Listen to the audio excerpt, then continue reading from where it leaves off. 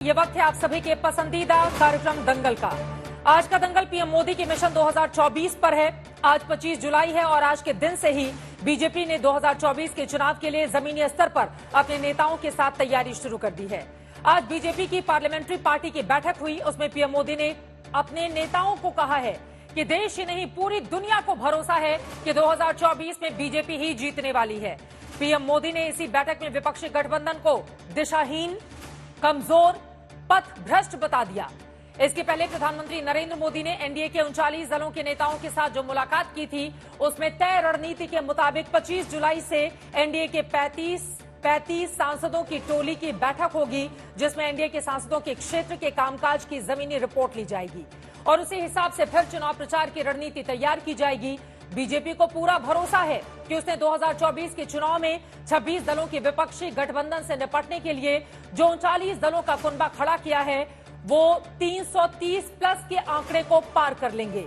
BJP के इस विश्वास का कारण भी है, पिछली बार बीजेपी को 220 से अधिक सीटों पर 1 लाख वोटों से ज्यादा बड़ी जीत मिली थी।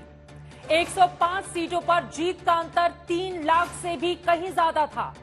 और तो और आज देश के जिन 13 राज्यों में गैर बीजेपी सरकारें हैं, वहां भी बीजेपी ने करीब 40% सीटें जीत ली थी। लेकिन सवाल यह है कि एनडीए के पुराने सहयोगियों के बगैर बीजेपी 2024 में क्या वही करामात दोहरा पाएगी? 26 दलों की एकजुटता के आगे बीजेपी का कौन सा प्लान काम करेगा? और क्या बिना नेता के विपक्षी गठबंधन पीएम मोदी की शख्सियत का मुकाबला कर पाएगा? ऐसे तमाम सवालों में आज के दंगल में बड़ी चर्चा करने वाले हैं। लेकिन उसके पहले हमारी ये रिपोर्ट देखिए।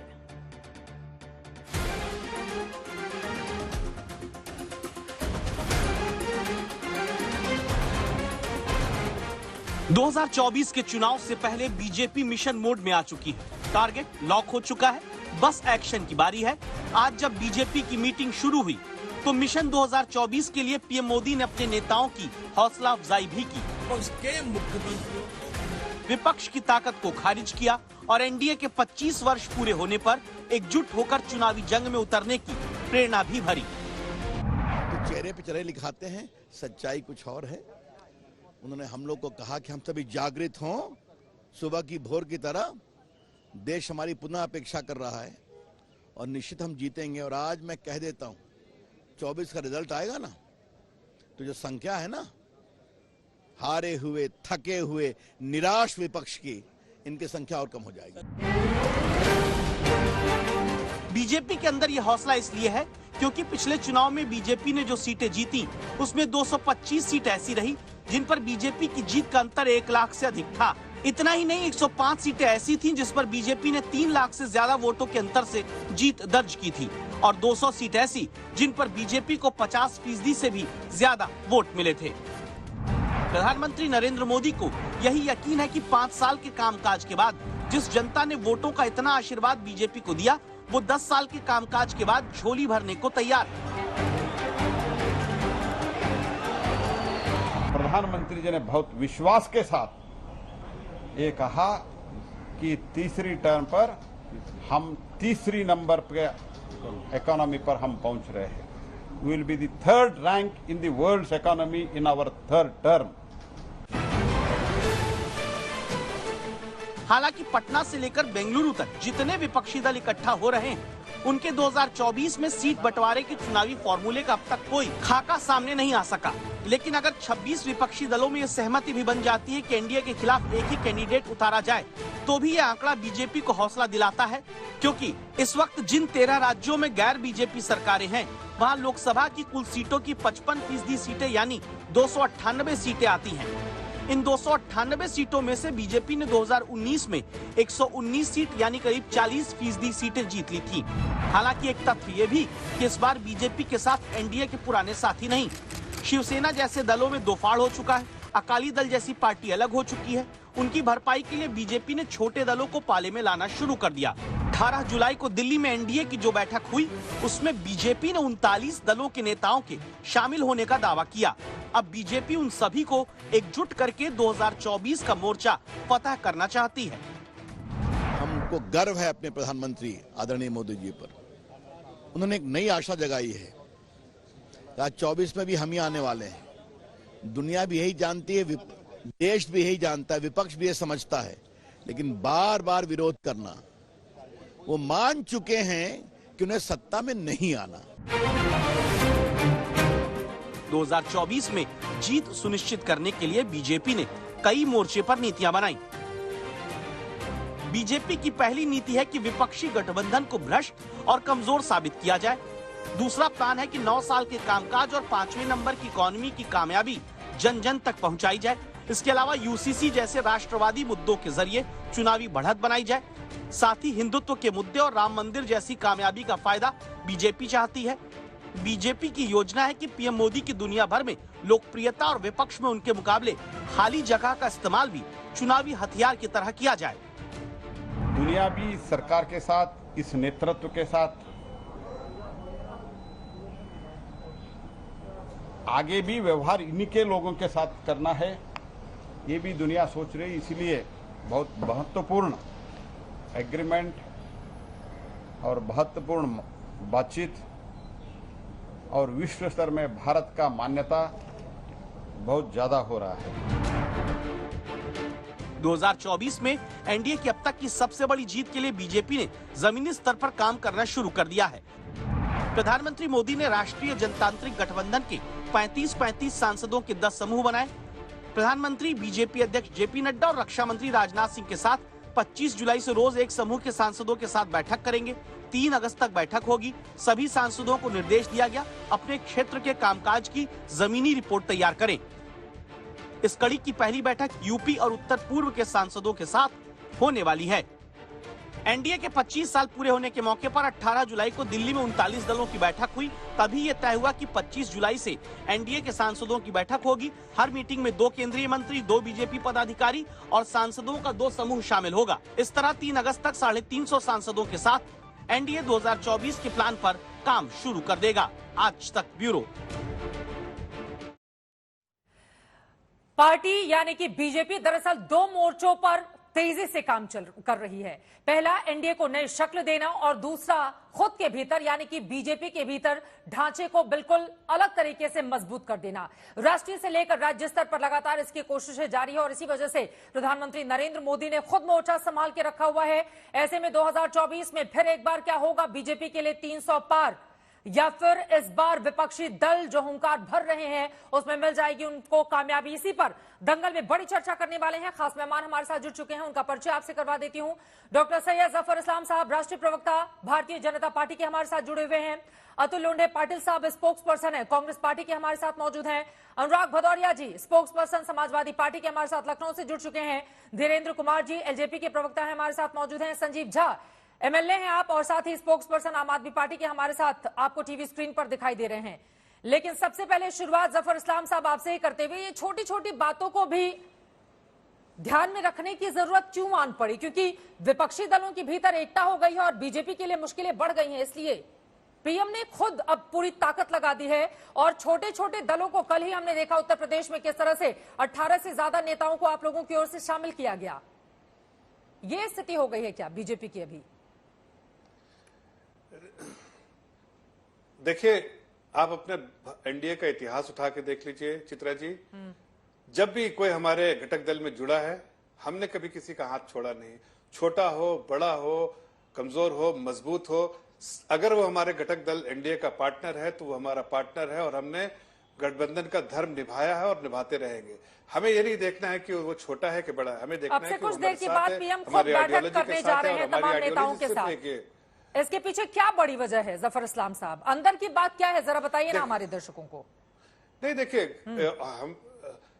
मैं आपको चित्रा जी बताना चाहता हूं कि हमारे जो सुप्रीम लीडर हमारे पार्टी का कौन है? आदरणीय प्रधानमंत्री जी हैं। सबसे ज्यादा इस दुनिया में और इस देश में लोकप्रियता किस लीडर की है?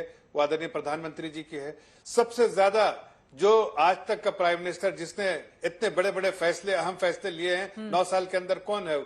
देश का आज का प्रधानमंत्री है। और इस जिस पार्टी से आते हो, सबसे दुनिया की सबसे बड़ी पार्टी है, सबसे ज्यादा मेंबर है, सबसे ज्यादा जो है पार्टी आज पूरे दुनिया में लोकप्रिय पार्टी है, पूरी दुनिया में जाने जाती है, जाने वाली पार्टी है। होने के बावजूद फिर छोटे छोटे दलों को जोड़कर कुनबे को मजबूत करना, 24 की बड़ी तैयारी करना, इतनी ज्यादा शक्ति लगा देना, पूछा जाएगा ना पलटकर इतना सब कुछ क्यों हो रहा है? हाँ, सुनिए चित्रा जी,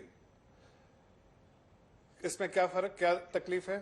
भाई हमने कोई छोटी बड़ी पार्टी, हम भी कभी छोटे थे, हमने भी किसी लोगों का सहारा लिया है और उस वक्त किसी गठबंधन में शामिल हुए हैं जब हमारी 2 सीटें थी। आज हमारी बड़ी सी 300 से ज्यादा सीटें हैं और आने वाले दिनों में 350 सीटें आएगी 2024 में। तो क्या हम छोटी पार्टियों को छोड़ दें, नजरअंदाज कर दें? ये हमारा धर्म नहीं बताता है, गठबंधन धर्म।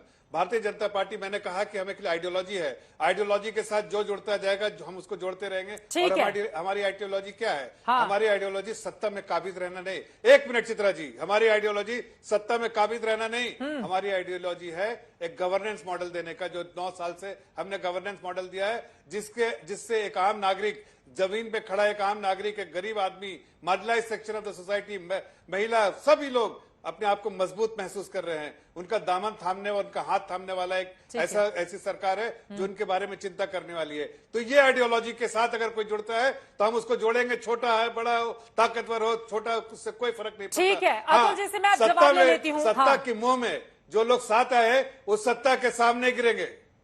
अतुल जी, आप बहुत मुस्कुरा रहे हैं, लेकिन मुस्कुराने की बड़ी वजह 2024 में विपक्षी दल भले अभी अपनी एकजुटता दिखा रहे हो, लेकिन ऐसा बहुत ज्यादा, ठीक है सर, आप कह रहे हैं वो अपनी तकलीफ छिपा रहे हैं। मैं एक आंकड़ा दे देती हूं अतुल जी, उसके बाद आप जवाब दीजिएगा। देखिए, अगर 2019 की बात करें तो बीजेपी को 225 सीटें 1 लाख के ज्यादा वोटों के अंतर से मिली थी। आप समझ रहे हैं, 225 सीटें 1 लाख के ज्यादा अंतर से अगर बीजेपी जीतती है तो इसके मतलब मायने क्या होते हैं।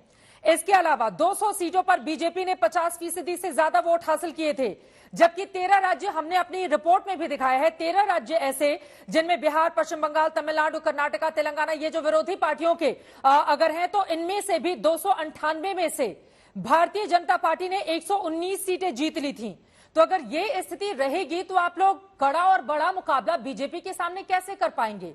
और वो छोटी छोटी पार्टियों को अपने साथ जोड़कर अपने कुनबे को बड़ा बना रहे हैं, और कहीं पर भी जीत हार का अंतर अगर 1000, 2000 या 5000 के आसपास रह गया है तो उसको लेकर अभी से रणनीति तय की जा रही है। अतुल लोंधे जी, आपको समझ में आ रहा है बीजेपी की कितनी बड़ी स्ट्रैटेजी है 24 के मद्देनजर? वही धंधा किया है उन्होंने, 9 साल से देख रहे हैं हम लोग। चुनाव के अलावा क्या किया है? चुनाव ही तो लड़े हैं। देश में कर्जा तो 155 लाख करोड़ का हो गया है, 100 लाख करोड़ से बढ़ गया है। रुपया 58 से 84 रुपए तक चला गया है, और पेट्रोल $72 से नीचे है अभी। पूरा अगर 9 साल का अगर खाका निकालोगे तो $60 के ऊपर नहीं है, लेकिन लोगों को 100 रुपए में मिल रहा है। जो 20 रुपए 30 रुपए में टमाटर और सारी सब्जियां देने वाले थे, सारे 100 के ऊपर है। अरहर दाल जो है वो 150 के ऊपर है। तो इनका गवर्नेंस का मॉडल तो यही बताता है कि 13,70,000 चीजें 2019 में भी थी। यही तो बात है ना अतुल जी, क्या महंगाई 2019 में बड़ा मुद्दा नहीं थी? चौकीदार चोर है का नारा आप लोगों की ओर से लगाया गया था, उसका क्या हश्र हुआ? बात सिर्फ मुस्कुराने की नहीं है, ये तमाम मुद्दे कम से कम आप तो बात रखने दीजिए। बोलिए सर, बोलिए। अगर जफर इस्लाम करे तो ठीक है, लेकिन आप तो कम से कम हम बुलाया है तो हमारी बात रखने दीजिए। बोले।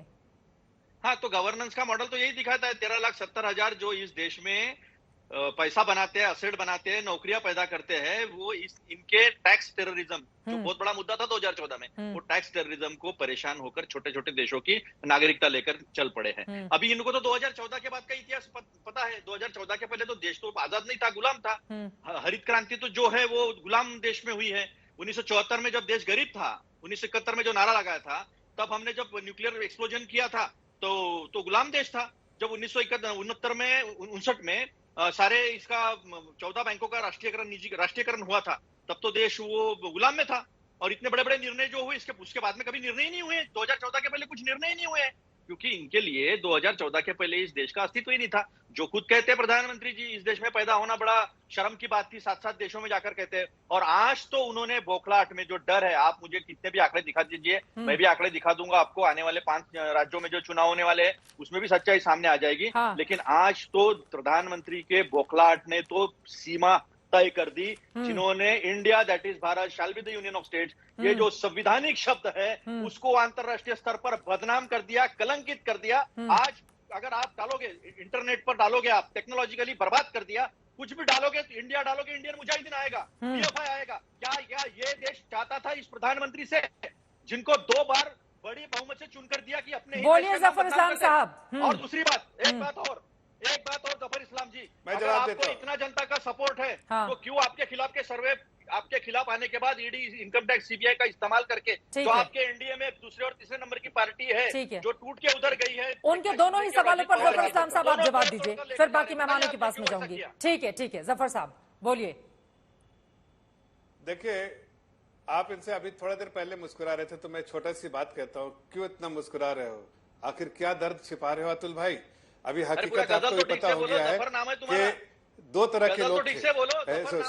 अरे सुनिए, सुनो, अरे सुनिए, हाँ सुन तो लीजिए, मैं बता रहा हूँ, उसका अर्थ भी बता दे रहा हूँ कि दो तरह के लोग थे इस देश को। एक देश जो तोड़ने वाले, और वो जो एक बाहर से जो फॉरेन वाले लोग हैं। सुन लीजिए, बीच में मत बोलिए, बीच में मत बोलिए। एक एक करके तो जी प्लीज बोलने दीजिए। जब आप बोल रहे थे वो शांति से सुनिए, एक मिनट, ये तरीका ठीक नहीं है। आप बोलिएगा, एक बार उनकी बात सुन लेते हैं। आपने 2 सवाल पूछे थे, दोनों का जवाब ले लेते हैं। अभी देश को गुमराह करना था, देश की जनता को, तो ईस्ट इंडिया कंपनी नाम रखा, इंडिया डाला। देश को गुमराह करना था तो इंडियन नेशनल कांग्रेस एयू हुम्स ने रखा है, इसलिए कि देश की जनता को गुमराह करना, इसलिए इंडियन नेशनल रखा। और उसी तरह से जब देश को तोड़ने वाली ताकत Indian Mujahideen, popular front of India, इस तरह की चीजें रखी। आप तो उसी पार्टी से आते हैं ना जिसको एयू हुम्स ने बनाया था, तो वो मानसिकता तो वही रहेगी, देश को तोड़ने वाली। एयू हुम्स के जो सोच थी वो आज तक जो है, वो सोच जो आज तक आप में है, इसलिए आप उसी तरह की सोच के साथ चल रहे हैं। तो आपको देश की कहाँ फिक्र है? आपको तो सिर्फ अपनी फिक्र है, सत्ता की फिक्र है। ठीक है, तुझे वो कह रहे हैं नाम में क्या रखा है? मैं आपको बता दे रहा हूँ, कोई वैकेंसी नहीं है। नाम के सहारे 2024 की नैया पार लग जाएगी क्या अतुल जी? वैकेंसी कुछ नहीं। आज आपको मैं बता रहा हूँ अतुल भाई, आप सुन लीजिए, जिस सीटों पे 225 सीटों में 1 लाख का मार्जिन था, इस बार 2 लाख का मार्जिन होगा। आप जितना आप बीच में मत बोलिए, आपको परेशान क्यों रहे? अरे मुस्कुरा के आप रोने क्यों लगे भाई? मुस्कुरा के परेशान क्यों हो गए? मैं तो आपकी बातों का जवाब दे रहा हूँ। ठीक है, एक एक करके मैं तो जवाब दे रहा हूँ।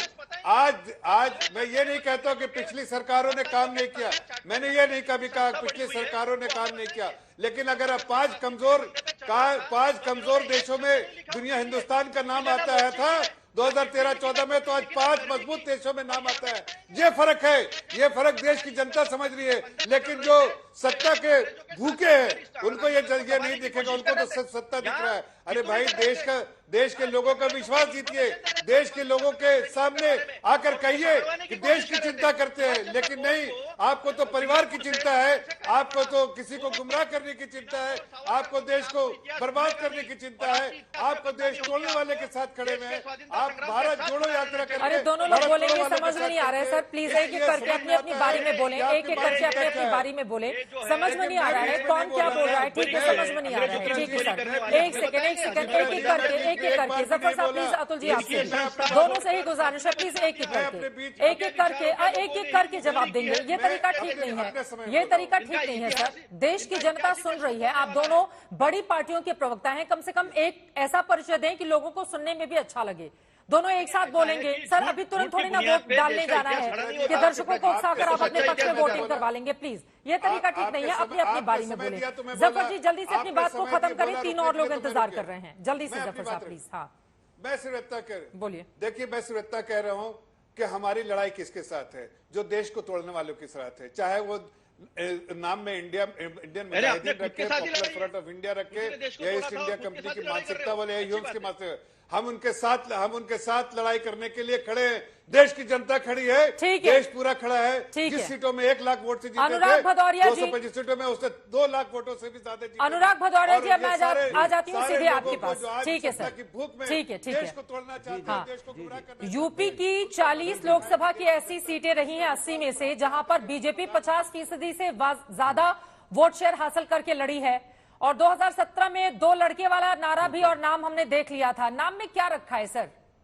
आप लोगों का काम बोलेगा तभी तो लोगों पर असर करेगा।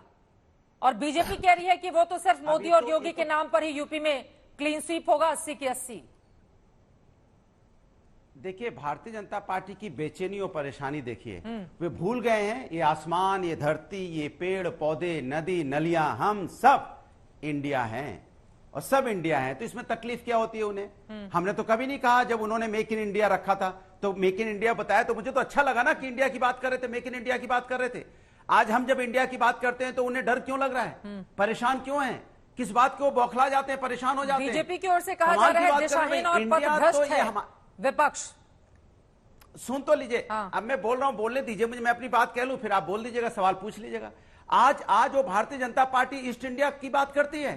ईस्ट इंडिया मतलब होता है कि आपके अंदर अंग्रेजियत की विचारधारा पनपने लगी है। आप डिवाइड एंड रूल करना चाहते हैं देश के अंदर में। पहले नफरत की राजनीति में आपने डिवाइड एंड रूल किया, अब इंडिया और भारत में बांटना चाहते हैं हिंदुस्तान को। इंडिया और भारत में हिंदुस्तान एक ही है, चाहे इंडिया के ये भारत के ये, इसको बांटने की कोशिश भारतीय जनता पार्टी ना करे। ये हिंदुस्तान है, हिंदुस्तान का हर व्यक्ति इंडियन है और इंडिया होने पे घमंड करता है। क्या किसी व्यक्ति ने कहा डिजिटल इंडिया जब आपने बनाया तो क्या एक शब्द किसी ने कहा? आपने खेलो इंडिया बनाया तो क्या हमने कहा कि आपने इंडिया क्यों लगाया? मुझे अच्छा लगा कि आपने इंडिया शब्द का इस्तेमाल किया।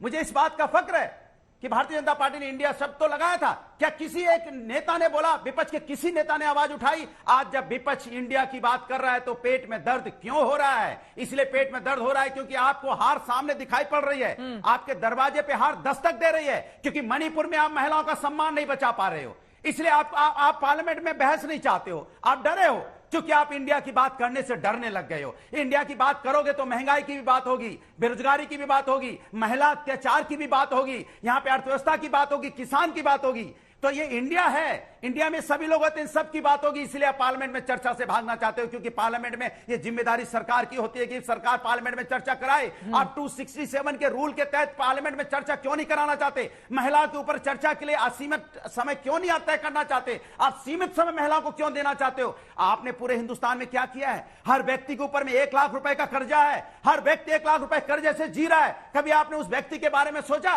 कि पूरे हिंदुस्तान के हर व्यक्ति पे कम से कम 1 लाख रुपए का कर्जा है? किसकी देन है ये? भारतीय जनता पार्टी की सरकार पे। उसकी वो चर्चा नहीं करना चाहती। क्यों नहीं चर्चा करना चाहते आप जरा बता दीजिए मुझे। और अभी भारतीय जनता पार्टी के अभी प्रवक्ता बात कर रहे थे गरीबी की, महिलाओं की। आपने गरीबियों की बात कब की है? चर्चा कब की? गरीबियों के बारे में सोचा कब है? और महिलाओं के बारे में तो बात ही मत करो प्रभु, हाथ जोड़ के निवेदन है। महिलाओं की आप बात करते हो तो मणिपुर की घटना आपके सामने दौड़ने लगती है और मुझे लगता है सबको कौनती है वो घटना देख के सबके अंदर दहल जाता होगा। ठीक है, जवाब ले लेते हैं। पहलवानों को किस तरह से आपने अपमानित किया सबने देखा था। ठीक है, जवाब सुन लीजिए। इसलिए महिलाओं की बात मत कीजिए। और गरीब की बात करेंगे आप, टमाटर 150 रुपए किलो, देश के अंदर में अरहर की दाल 150 रुपए बिक जाए, जिस देश के अंदर में तेल 150 रुपए लीटर बिके, उसकी क्या बात करेंगे आप? बोले जफर इस्लाम जी।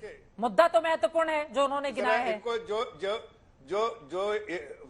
नहीं जो मत करो, सही बताइए कि आप गृह मंत्रालय तो हमने कुछ बोला क्या? गृह मंत्रालय में जवाब सुन लीजिए। आप अरे बीच में चुप रहे थे। अच्छा, गृह मंत्री जी, प्लीज अनुराग भदौरिया जी, प्लीज अनुराग। गृह मंत्री जी ने कहा सदन के पटल में, अनुराग जी प्लीज, जब आप बोल रहे थे तो शांति से सुन रहे थे। ये कोई तरीका नहीं होता है ना डिबेट का।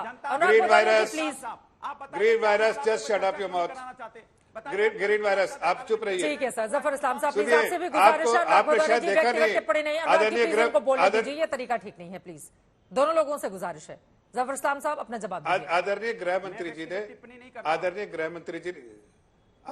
मंत्री जी ने सदन के पटल पे कहा कि हम विस्तार से चर्चा करना चाहते हैं, लेकिन किस बौखलाहट पे थे? उनकी चिंता नहीं है कि चर्चा किसी मुद्दे पे हो, उनकी चिंता नहीं है कि बीएससी में जाकर डिस्कशन करके एक मीटिंग ऑफ माइंड्स कर ले कि इन मुद्दों पे चर्चा करेंगे, चाहे कोई भी मुद्दा, हम सब मुद्दे पे चर्चा करने के लिए तैयार है। उनकी चिंता यह है कि कैसे पार्लियामेंट को नहीं चलने दिया जाए, कैसे डिसरप्ट किया जाए, कैसे टीवी पे देखे कि हमने पार्लियामेंट चलने नहीं दिया। देश की जनता नहीं देख रही है क्या? देश की जनता देख रही है कि आप पार्लियामेंट में पोस्टर लेके चलते हैं, प्ले कार्ड लेके चलते हैं, और इसका जवाब वो वोटों में देगी आपको जब आप समय आएगा। अभी आप जो है 3-4 सीट वहां पर पाके बैठे हुए हैं और इस बार 0 हो जाएगा, 0। 80 की 80 सीटें उत्तर प्रदेश में आएगी, तब आपको समझ में आएगा जनता का। मैं आई हूँ आपके पास। इस वक्त गृह मंत्री अमित शाह लोकसभा के भीतर बोल रहे हैं, सीधे सुनते हैं। सदन का ध्यान आकर्षित करना चाहता हूँ कि 58,000 करोड़ का व्यापार वाला जो ये उपक्रम है, वो उपक्रम में किसी ने 100 रुपये से ज्यादा पूंजी नहीं लगाई है। सिर्फ 100 रुपयों की पूंजी से 58,000 करोड़ रुपए का उपक्रम बना है। इसी तरह से क्रिप्को, इफ्को पहले लिज्जत था।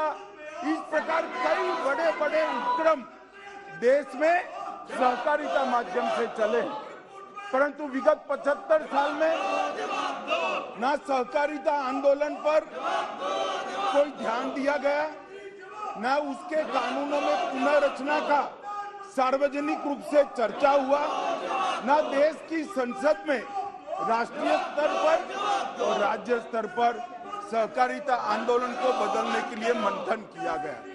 मोदी जी ने सहकारिता मंत्रालय नया बनाने के बाद मैं विश्वास से कह सकता हूं कि आने वाले 25 साल में, मतलब जब देश आजादी की शताब्दी मना रहा होगा, तब सहकारिता आंदोलन फिर से पुरजोश तरीके से देश के विकास में अपना योगदान देगा। माननीय अध्यक्ष, ये 2 साल में सहकारिता आंदोलन में आमूलचूर परिवर्तन करने का काम प्रधानमंत्री नरेंद्र मोदी जी के नेतृत्व में हुआ है। सबसे पहला काम पैक्स, जो पैक्स सहकारिता आंदोलन की आत्मा होती है, कोऑपरेटिव सोसाइटी बिल पेश किया है गृह मंत्री ने, उसी पर वो अपनी बात रख रहे थे। लेकिन जैसा कि हंगामा लगातार जारी है, आप सुन रहे थे विपक्षी दलों की ओर से अपनी आवाज को वहां पर बुलंद किया जा रहा था। कुल मिलाकर कम से कम कार्यवाही चल रही है। पिछले दिनों हमने देखा था कि जैसे ही सदन की कार्रवाई शुरू होती, उसके बाद विपक्षी दल हंगामा करते, दोनों ही पक्ष में वाद विवाद शुरू हो जाता और कार्यवाही रोक दी जाती थी। 31 बिल कुल पेश किए जाने हैं, जो अपने आप में काफी ज्यादा महत्वपूर्ण है। लेकिन फिलहाल लोकसभा के भीतर की तस्वीर आपने देख ली। एक बार फिर से चर्चा में आगे बढ़ते हुए जफर इस्लाम साहब, आपको रोकना पड़ा था, जल्दी से अपनी बात को पूरी कर लें आप। देखिए, जो जिस मुद्दे पर, चाहे महिला सुरक्षा का मुद्दा हो, चाहे महंगाई का मुद्दा हो, ये 2 ऐसे मुद्दे हैं जिस पर सरकार घिरी हुई है जफर इस्लाम साहब। और इसकी काट क्या है आपके पास? लोगों को महंगाई से राहत दिलाने के लिए, महिला सुरक्षा के लिए सरकार की ओर से क्या कड़े और बड़े कदम उठाए जा रहे हैं? अब देश इसका जवाब चाहता है आपसे। देखिए चित्रा जी, आदरणीय गृह मंत्री जी ने कल बोला था सदन के पटल पे हम चर्चा करना चाहते हैं जिस मुद्दे पे, अगर मणिपुर पे चिंता करते हैं, चर्चा करना चाहते हैं, हम करना चाहते हैं। आप राजस्थान पे चर्चा करना चाहते हैं, हम वहां करना चाहते हैं, छत्तीसगढ़ पे चर्चा करना चाहते हैं, करना चाहते हैं, लेकिन इन्हें नहीं करना है चर्चा। दूसरी बात, जहां तक महंगाई की बात है, महंगाई पे हम बात करना चाहते हैं। इन्फ्लेशन का जरा डिटेल निकाल के देख लीजिए, वे बीजेपी के समय कितना ये था, और जो महंगाई दर बीजेपी के समय पूरा साल को उठा के ले लिए, कांग्रेस के समय, यूपीए के समय और बीजेपी की जब जब सरकार रही तब समय, हर वक्त मैं आपको एक चार्ट दिखाता हूं, हर समय बीजेपी के समय इन्फ्लेशन जो है, जो जिसको बोलते हैं सीपीआई इंडेक्स, जो महंगाई दर नापता है, बराबर कम हुआ है और इनके समय बराबर बढ़ा रहा है। आप यूक्रेन वार के बाद भी पूरे दुनिया में जब इन्फ्लेशन बढ़ रहा है, महंगाई दर बढ़ रहा है, वहां भी कंट्रोल करने में हम सक्षम रहे, ये अपने आप में बहुत बड़ी जीत है। लेकिन एक बात कहना चाहता हूं कि ये टमाटर की बात करते हैं, ये सीजनल फैक्टर की वजह से कभी कभी हर चीजों का दाम, और अभी नहीं, आप फिर भी बैक टेस्टिंग कीजिए, पुराने डिटेल्स को निकालिए, थोड़े समय के लिए टमाटर, बहुत सारे सीजनल फैक्टर की चीज की दाम बढ़ती है। उसका वजह क्या थी? उसकी वजह यह थी कि इन लोगों ने, कांग्रेस की सरकारों ने कभी ध्यान ही नहीं दिया कि कोल्ड स्टोरेज बनाए या फूड प्रोसेसिंग यूनिट बनाए, बैकवर्ड इंटीग्रेशन करे, फॉरवर्ड इंटीग्रेशन करे, वो सारी चीजें इस सरकार में हो रही है। हमने किया ना, आज देखिए कुछ 15 दिन 20 दिन के लिए समझ में आ गया, बाकी लोगों के पास भी जाते हैं। नहीं, अगले आपको पूरी बात कर लीजिए, अगले महीने में आप 20 रुपए किलो टमाटर बिकेगा, और 2022 के रेट निकालिए, 2022 के और 21 के रेट निकालिए, क्या कोई फर्क नहीं पड़ा? थोड़े दिन के लिए जब सीजनल फैक्टर के लिए दाम ऊपर जाता है तो गिर के 20 रुपए भी केजी हो जाता है। और भी मैं कह रहा हूं, आपके चैनल के द्वारा माध्यम से कहना चाहता हूं कि अगस्त में जब नई फसल आएगी, उसकी वजह से दाम अपने आप गिर जाएगा। ठीक है, अब बाकी लोगों के पास आते हुए, ठीक है, हमारे साथ संजीव झा जी, आम आदमी पार्टी के विधायक और प्रवक्ता हैं, बहुत देर से जुड़े हुए हैं। धीरेन्द्र जी भी अपनी बारी का इंतजार कर रहे हैं। सबसे पहले आपके पास मैं आ रही हूं सर, संजीव झा जी आपके पास आते हुए, अब विपक्षी दल मजबूती से अपनी आवाज उठा रहे हैं, आपके सांसद पूरी रात बिता रहे हैं सदन से निष्कासन के बाद, लेकिन 24 की तैयारी बीजेपी जिस तरह से आगे बढ़ रही है, फिर कैसे घेरेंगे आप लोग, और क्या है आगे की स्ट्रैटेजी और दिशाहीन प्रधानमंत्री की ओर से आप लोगों को बताया गया है? देखिए, आज प्रधानमंत्री जी ने जिस तरह से इंडिया का मतलब उन्होंने कहा कि इंडियन मुजाहिदीन, इंडिया का मतलब उन्होंने कहा ईस्ट इंडिया कंपनी, हालांकि एक प्रधानमंत्री के मुंह से ऐसी घटिया बातें शोभा नहीं देती है, और ये अपने आप में दर्शाता है कि प्रधानमंत्री जी की ये बौखलाहट है या प्रधानमंत्री जी नर्वस हो गए हैं। एक बात समझिए कि आज प्रधानमंत्री कहते हैं कि इंडिया का मतलब इंडियन मुजाहिदीन, तो मुझे लगता है कि क्या उनको इंडिया में, मणिपुर में जो हिंसा हो रही वो नहीं दिखाई दे रहा? क्या इंडिया में वो महंगाई उनको नहीं दिखाई दे रहा? क्या इंडिया में बेरोजगारी उनको नहीं दिखाई दे रहा? क्या इंडिया में जो महिलाओं के साथ अत्याचार है वो नहीं दिखाई दे रहा है? तो इसका मतलब ये है कि आज अगर उनसे सवाल पूछा जाए जो महिलाओं के साथ अत्याचार हो रहा है उस पे, तो उसको कहते हैं तुम ईस्ट इंडिया के लोग इंडियन मुजाहिदीन हो। अगर इनसे सवाल पूछा जाए कि आज महंगाई क्यों हो गई, तो देखिए क्या कहते हैं, इंडियन मुजाहिदीन हो, ईस्ट इंडिया कंपनी के लोग हो। आज प्रधानमंत्री तो छोड़िए, जो कुछ भी मणिपुर में हो रहा है, आज ये मैसेज देने का दोनों सदन पूरे देश को ये कहना चाहिए था कि हम सब मणिपुर के हिंसा के खिलाफ हैं। सदन से मजबूत आवाज जाना चाहिए था। क्या हुआ? अगर संजय सिंह जी ने मणिपुर पे चर्चा की बात करी तो उन्होंने कार्रवाई की और संजय जी को पूरे सेशन के लिए निकाल दिया। आज मणिपुर पे जो वीडियो आया, कार्रवाई होना चाहिए था जिसने अत्याचार किया, लेकिन कार्रवाई किस पे हुई? जिसने अपलोड किया। तो आप देखिए, ये अपने आप में उनकी हताशा को दर्शाता है। इसका मतलब है कि वो जिस इंडिया का मतलब समझते हैं, उनके इंडिया में नफरत है, उनके इंडिया में अलगाववाद है, उनकी इंडिया में घृणा है। हमारे इंडिया में हम भारत के लोग हैं।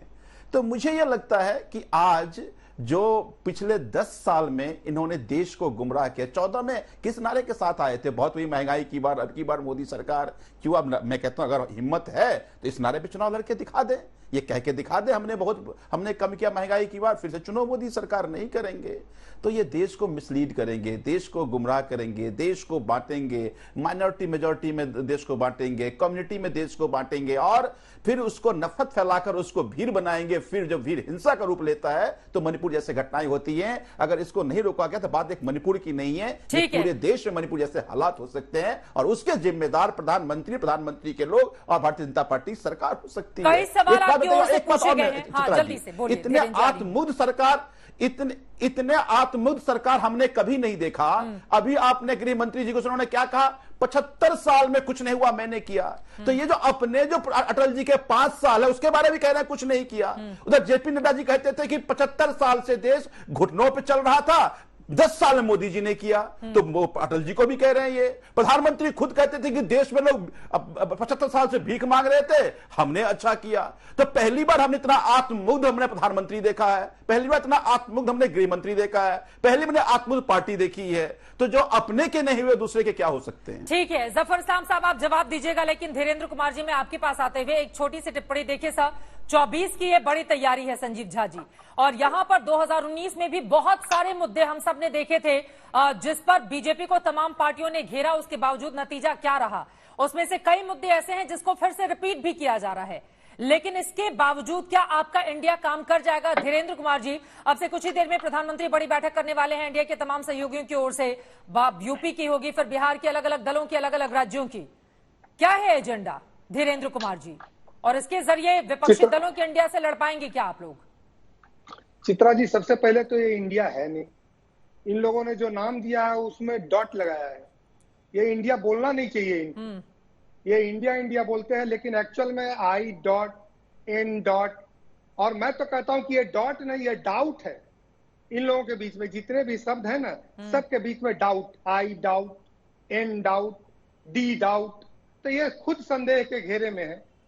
दूसरी बात, आम आदमी पार्टी के भी प्रवक्ता बोल रहे थे, क्या होता है भाई? संजय जी, अब इन लोगों का तो ये बेशर्मी की हद हो गई है कि बेल में जाते हैं और अगर उस पर कोई कार्रवाई होती है तो उसको भी इन लोग अपना शहादत बताते हैं और जनता को बरगलाने का काम करते हैं। राहुल गांधी जी को अगर कोर्ट से सजा मिलती है तो उसमें भी अपनी शहादत दिखलाते हैं। किसी को भ्रष्टाचार में सजा मिलती है तो उसमें भी अपनी शहादत दिखलाते हैं। तो ये लोग, अगर प्रधानमंत्री जी ने कहा है कि ये ईस्ट इंडिया वाले लोग हैं, चित्रा जी 5 दिन पहले मैंने यही बात ईस्ट इंडिया कंपनी का आप ही के चैनल पर हमने कहा था, आप ही के चैनल पर हमने कहा था कि ये ईस्ट इंडिया कंपनी वाले लोग हैं और निश्चित तौर पर ये सरकार चलाने, सरकार बनाने नहीं आ रहे हैं। ये अपना पुराना व्यापार स्थापित करने के लिए आ रहे हैं और एक बार फिर से वही भ्रष्टाचार की गुलामी में देशवासियों को फिर से गुलाम करने की एक नई रणनीति लेकर के रीपैकेजिंग कर करके चलाने का ये लोग काम कर रहे हैं। आज समाजवादी पार्टी रहे या आज इन लोगों ने कहा, बोल लेने दीजिए प्लीज, दोनों लोग बोलेंगे समझ में नहीं आएगा। अनुराग जी प्लीज उनको बोल लेने दीजिए, फिर आप बोलिएगा प्लीज। मणिपुर पर चर्चा करने की बात कह रहे थे, मणिपुर पर चर्चा करने के लिए गृह मंत्री जी ने तो आमंत्रित किया। ये लोग बोल रहे हैं कि नहीं करेंगे, इनको अलग धारा में करना है। अरे भाई, कांग्रेस के नेता ने क्या बोला था दिग्विजय सिंह ने? कंचमाल कहा था। आप देख लीजिए राजस्थान के मुख्यमंत्री ने क्या कहा, यहाँ मर्दों का प्रदेश है। ये लोग हरियाली आंसू बहा रहे हैं माँ बहनों के लिए। इन लोगों को शर्म नहीं है, आंख का पानी गिरा हुआ है। चित्रा जी, ये लोग सरकार बनाने के लिए और सरकार में फिर से भ्रष्टाचार स्थापित करने के लिए किसी भी हद तक गुजरने के लिए तैयार है, लेकिन देश के लोग जान रहे हैं इन लोगों को कभी दोबारा ये मौका नहीं मिलेगा। ये आजमाए हुए लोग हैं, इन लोगों को फिर से आजमाने की गलती देशवासी नहीं करेंगे। मुझे पूरा भरोसा है। उत्तर प्रदेश में 2 लड़कों से चुनाव हुआ था, बैठे हुए अनुराग दोनों लोग बोलेंगे सर, समझ में नहीं आएगा। एक साथ प्लीज अनुराग भदौरिया जी, आप सबके बीच में बोलते हैं, ये अच्छी आदत नहीं है। मैं चाहूंगी एक बार वो ग्राफिक्स हम दिखाएं। देखिए 2024 में चाहे विपक्षी दलों का इंडिया हो या फिर एनडीए हो, दोनों की अपनी अपनी रणनीति आगे बढ़ी है। 24 के चुनाव में तकरीबन 200 दिन बाकी हैं, लेकिन उसके ठीक पहले इस तरह की लड़ाई सड़क से लेकर संसद के भीतर जो देखने को मिल रही है। एक बार वो ग्राफिक्स हम चला सकते हैं जो मैं दिखा रही थी यहाँ पर, कि बीजेपी के लिए टॉप प्रायोरिटी वाले कौन कौन से वो स्टेट हैं जहां पर पूरी ताकत झोंकने की तैयारी है, और वहां से छोटे छोटे दलों को भी बीजेपी लगातार अपने एनडीए का हिस्सा बना रही है, ताकि वहां पर अगर मार्जिन कम रहा हो जिन सीटों पर, वहां पर उसको जीत हासिल हो सके। ये दिखाइए, आपको वो ग्राफिक्स हम दिखाएंगे जिसके जरिए आप समझ पाएंगे कि आखिर बड़ी तैयारी को लेकर भारतीय जनता पार्टी कैसे आगे बढ़ी है। दूसरी तरफ इंडिया विपक्षी दलों की उनकी अलग तैयारी है।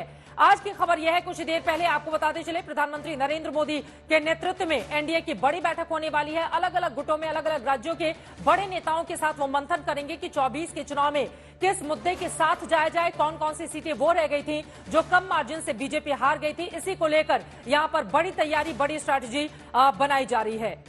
जैसे वो ग्राफिक प्ले होता है, ये देखिए आ गया। बीजेपी के टॉप टारगेट पश्चिम बंगाल 42 सीटें हैं, बीजेपी ने 18 जीती थी 41% वोट शेयर के साथ। तमिलनाडु में देखिए बीजेपी के लिए वहां पर सुपड़ा साफ था, लेकिन वोट शेयर 3.7% का था, वहां पर वो एआईएडीएमके के साथ आगे बढ़ने की कोशिश में है। कर्नाटका में भारतीय जनता पार्टी ने शानदार किया था, लेकिन इस बार वहां पर सरकार बदल गई है। आगे क्या होगा इसको भी ध्यान में रखकर बीजेपी चल रही है। ओडिशा में बीजेपी ने 38% वोट शेयर हासिल किए थे। ओडिशा में बीजू पट्टायक की सरकार है और वहां पर बीजू दल की सरकार को मात देने की कोशिश, हालांकि दोनों के बीच एक फ्रेंडली फाइट भी वहां पर देखने को मिलती है। उत्तर प्रदेश सबसे ज्यादा महत्वपूर्ण है। यूपी में 80 सीटें हैं। यहां पर अगर आपको बताएं, उत्तर प्रदेश की 80 में से 62 सीटें बीजेपी ने जीती थी, 50% वोट शेयर हासिल किए थे। उसके अलावा बिहार में अब जेडीयू अलग हो गई है, तो समीकरण वहां के बदल गए हैं, लेकिन बीजेपी पूरी ताकत यहां पर भी जोड़ रही है। और ये यूपी का आंकड़ा। अब एक बार फिर से आते हुए नए सिरे से हम चर्चा में आगे बढ़ते हुए एक बार फिर से जफर इस्लाम साहब, बीजेपी की ये प्लान और तमाम रणनीति तो हम दिखा ही रहे हैं, लेकिन 2019 की सच्चाई यह है कि विपक्षी दल उस वक्त एकजुट नहीं थे।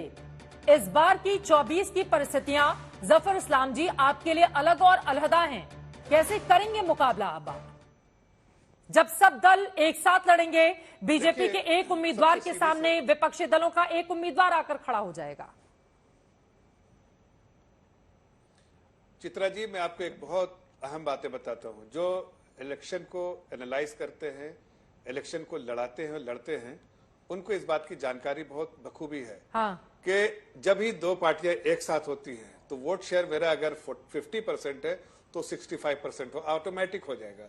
इसलिए कि जिसकी जो सबसे ज्यादा पॉपुलैरिटी होती है, जिसका विश्वास जिसने जीता है, लोगों का मन जीता है, दिल जीता है, जिसका हाथ थाम के, दामन थाम के उनको सेवा कर रहे हैं, उनका वोट ऑटोमेटिक बढ़ जाएगा। तो अगर ये एक साथ आएंगे तो इनका वोट शेयर बहुत सारी पार्टियों का गिर के ये हमारे तरफ अपने आप इंडिया की तरफ आ जाएगा। ये मैं आपको जानकारी दे रहा हूं और यही होगा, यही हुआ है। इतिहास उठा के देखिए, जब भी 2 पार्टियां जब भी सारी पार्टियां एक साथ होके आई हैं, ऐसे ही हुआ। अब इसका छोटा मिसाल आपको देते हैं। उत्तर प्रदेश के आप जरा सा आंकड़े दिखाइए एक बार। आपको उत्तर प्रदेश में आप दोनों का 2014 का दिखाइए, 2019 का दिखाइए। आप देखिए दोनों पार्टियां साथ में, चाहे असेंबली का दिखाइए, चाहे आपने जनरल इलेक्शन का दिखाइए। आपको एहसास होगा कांग्रेस और समाजवादी साथ आई, दोनों मुंह के बल गिरे। समाजवादी और बसपा आई, दोनों मुंह के बल गिरे। और वोट शेयर जो भारतीय जनता पार्टी का हर बार बढ़ता रहा। ग्राफ अपने आप जनता बढ़ाती है, जनता का विश्वास हमारे साथ है, देश का विश्वास जो है आदरणीय प्रधानमंत्री जी पे। हमें कोई आप देखिए। ठीक है सर, अब मैं अतुल जी से जवाब ले लेती हूँ। कार्यक्रम के आखिरी हिस्से में है, जल्दी जल्दी एक कमेंट ले लेंगे सभी लोगों से। यहाँ पर आपको बताते चले, नवीन पटनायक अब जो सीएम उनका मैं जिक्र कर रही थी, बीजू जनता दल उनकी पार्टी है, लेकिन यहाँ पर अतुल लोढ़े जी आपके पास आते हुए चेहरा भी तो चाहिए। अब उधर नरेंद्र मोदी जैसा इतना कद्दावर बड़ा नेता जिसका बीजेपी बार बार जिक्र करती है, यहाँ पर तमाम चेहरे हैं। कई राज्यों में देखा गया है जब चेहरा मजबूत होता है, और देश में भी देखा गया है, तो फिर उसके बाद जनता का जो मैंडेट होता है वो वन साइडेड होता है। अतुल जी देखिए चित्रा जी, 140 करोड़ का देश, महान इतिहास का महान देश, किसी एक चेहरे का मोहताज नहीं है, पहले समझ लीजिए। ये अंग्रेजों के मुखबिर जो है कल भी इंडिया के खिलाफ थे, आज भी इंडिया के खिलाफ है। अब देखो इशू कैसा है, इन्होंने महंगाई की बात की। अब महंगाई में 410 रुपए का सिलेंडर महंगा था और 1200 रुपए का सस्ता है। 10 रुपए का टमाटर महंगा था, 150 रुपए का सस्ता है। पेट्रोल जो है वो 72 रुपए का था, अभी 100 रुपए से ज्यादा हुआ है। टैक्स जो है वो टैक्स 3 रुपए 46 पैसे, 9 रुपए 56 पैसे से 32 रुपए और 33 रुपए तक गया।